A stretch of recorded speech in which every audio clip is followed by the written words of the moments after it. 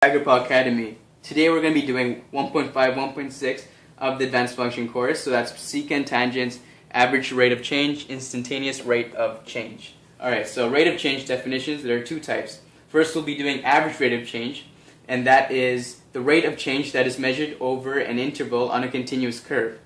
And so this pretty much uses a secant, which is pretty much a line that passes through two different points on a curve. And as the video goes on, we'll see an example. And then we have instantaneous rate of change, which is a rate of change that is measured at a single point on a continuous curve. So that would be using a tangent, which is a line, a slope that touches a curve at one point. So what we have here is x exists, a and b. So when x is equal to a and b, we have 1 point minus another point, which is these are pretty much y values, as you can see here, minus b over a. So this gives us the change in y over the change in x, which is summarized in this one equation right here. And I'll be explaining how to use this equation. Let's start with examples for average rate of change, secant. Here we have our independent variable, which is the x, in this case time, and our dependent variable, which is meters. So let's say I want to find the average rate of change when time is 3 and 9. So this is how the equation would work. You have your delta y over delta x, which is change in y over change in x. So we have a change in y, which is 18 and 6, so 18 minus 6.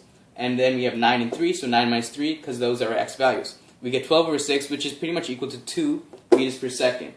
So that is how average rate of change would work. So let's show how it works with a curve. So what we have here, say we take 2 points. This line that goes right through the parabola and intersects at 2 points is our secant.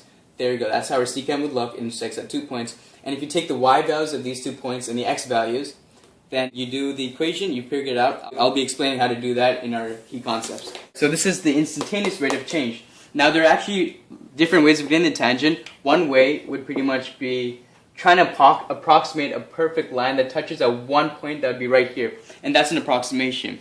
But this is actually a better way. So the theory goes, as the closer your second point gets to the first point, the closer your secant becomes your tangent. So if you have an interval from 2 to 3, our y, delta x, you get secant of this. And as we get closer and closer to our 2 value, as you can see, it goes 10, 9, 8.2, 8.002. So we are approaching 8. So we can approximate that our tangent is equal to 8. Now so pretty much we're making it closer and closer. There's actually a way in calculus where you can make it the distance between the two 0, but that's another concept which we won't be learning in this Tiger Paw video. We'll be using the same exact equation, which is x2 over x1. And this is the functions minus each other, and these are x values. Alright, so our video is going to conclude soon. Key concepts. So to recap of what I said, rate of change is how quickly the dependent variable changes in relation to the independent variable. Dependent variable being y, independent variable being x. Alright, so average rate of change is pretty much between 2 points on a slope.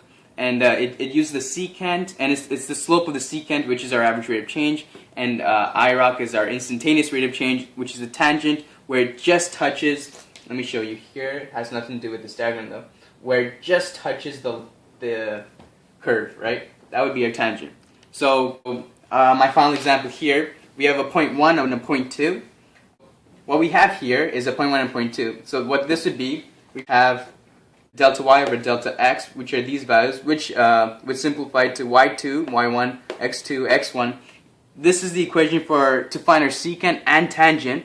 The only difference is the closer and closer this point gets to this point, the more closer our secant can get to our tangent, right? So if we get it right on that point, which is a calculus theory, we will be able to find the tangent. Since we can't do that in advanced functions, what we do to replace our tangent is say we have a value of 4 as our x value. Our next x value would actually be a very, very close value to 4, which would probably be this, and put that in our equation and we'd be able to find the tangent. And with that note, we're pretty much done 1.5 and 1.6. Thank you for listening. Hope this helped. Good night.